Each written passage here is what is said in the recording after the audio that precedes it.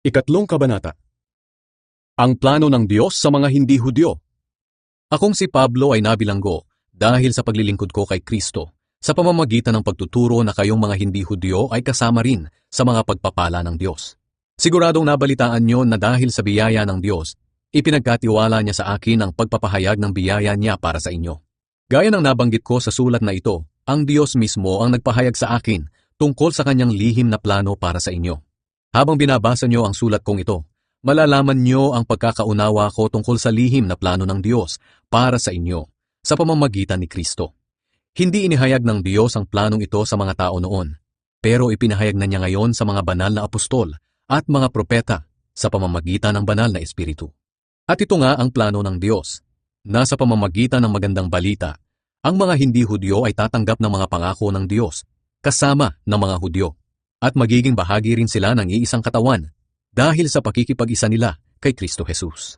Dahil sa biyaya ng Diyos, naging tagapangaral ako ng magandang balitang ito sa pamamagitan ng kapangyarihan niya. Kahit ako ang pinakahamak sa lahat ng mga mananampalataya, ipinagkaloob pa rin sa akin ng Diyos ang pribilehyong ipangaral sa mga hindi Hudyo ang hindi masukat na biyayang galing kay Kristo at ipaliwanag sa lahat kung paano may sasakatuparan ang plano ng Diyos. Noong unay inilihim ito ng Diyos na lumikha ng lahat ng bagay, para sa pamamagitan ng iglesia ay maipahayag ngayon sa mga namumuno at may kapangyarihan sa kalangitan ang karunungan niyang nahahayag sa iba't ibang paraan.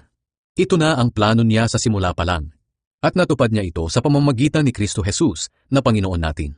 Sa pananampalataya natin kay Kristo Jesus at pakikipag-isa sa Kanya, tayo ngayon ay malaya nang makakalapit sa Diyos ng walang takot o pag-aalinlangan. Kaya, huwag sana kayong panghinaan ng loob dahil sa mga paghihirap na dinaranas ko.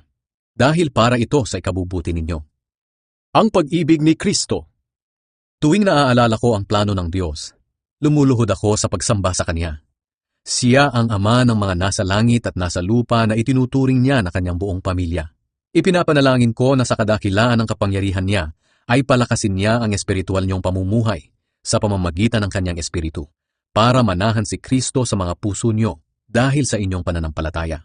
Ipinapanalangin ko rin na maging matibay kayo at matatag sa pag-ibig ng Diyos para maunawaan niyo at ng iba pang mga pinabanal kung gaano kalawak at kahaba at kataas at kalalim ang pag-ibig ni Kristo sa atin. Maranasan niyo sana ito, kahit hindi ito lubusang maunawaan, para maging ganap sa inyo ang katangian ng Diyos. Purihin natin ang Diyos na makakagawa ng higit pa sa hinihingi o inaasahan natin sa pamamagitan ng kapangyarihan niyang kumikilos sa atin. Purihin natin siya magpakailanman dahil sa mga ginawa niya para sa iglesia na kay Kristo Jesus. Amen.